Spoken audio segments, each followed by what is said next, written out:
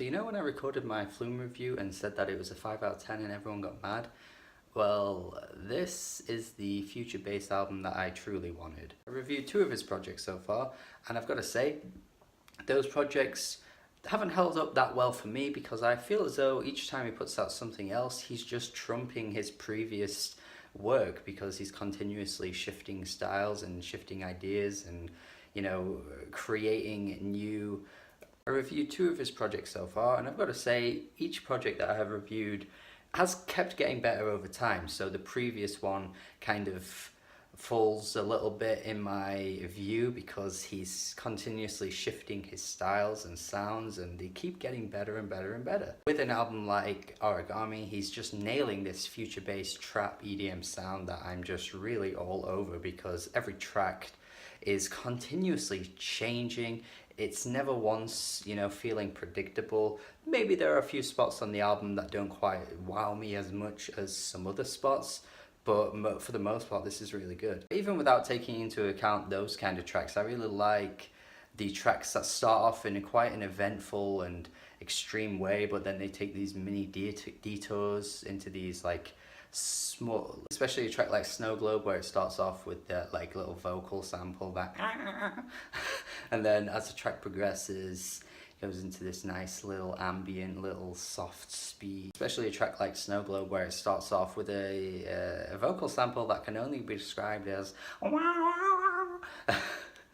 and then as the track progresses, it just goes into this really soft little piano section. And it's really beautiful. But there's this little 4-track run on the album that I think is absolutely flawless because these tracks just take directions that you just do not see coming. They're constantly twisting and shifting in ways that I can barely describe actually. North Orbit through to Godzilla is just insane. Like that little run, I mean especially North Orbit, which is definitely one of the best tracks here, with that vocal chopped sample thing that keeps cropping through. It's really manic and really like absolutely crazy, but it works so well. The way it starts to fizzle out about halfway through the song, oh man, that little part is just heaven. The way it starts to disintegrate into the background, and then once again this beautiful instrumental comes through, and then right towards the end of the song it comes back in, and again you're just floored by the unpredictability. The instrumental passage that the vocal sample is like layered over at the end of the song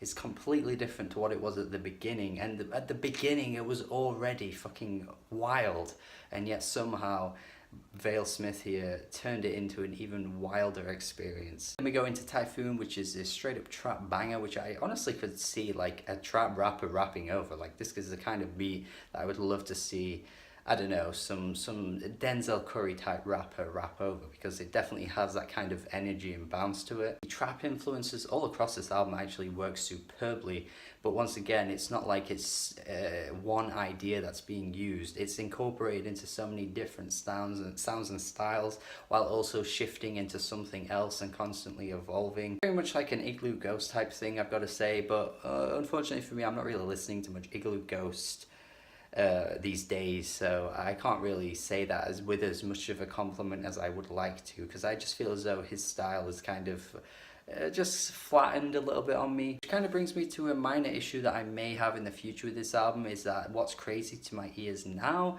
might not be all that crazy to me in the future, so I kind of wonder if this is just a bit of a novelty for me at the moment, and then when he progresses onto something else with his next project, maybe I'll be more impressed with that and more enamored with that. Also, I think this album's slightly front-loaded as well, because as the album progresses, it's a bit harder to pinpoint some songs aside from a track like Shuriken, which has another one of those insane vocal snippets that's coming through. It's once again just a momentous moment on the album that gets me going hype as fuck. So yeah, it's a really good album overall. Ends off well with Graceful Charity, and again, Godzilla might be banger of the year, man. That track is unbelievable. So I think a 7 out of 10 is what I'm going to go with here. It's a very good album. Definitely check this out if you haven't checked it out already. It is on streaming services, and you can also purchase this on Bandcamp too. So it'd be good to see Vale-Smith get a bit of attention with this one, because once again I do feel like he's continuously topping his previous releases. He had a good EP earlier in the year as well, which I didn't review, but I would say you should definitely check that out along with this album. Thank you for watching my review. Hope you enjoyed it. Hope you got something out of this, and yeah, have a good day. Goodbye. Subscribe. Goodbye.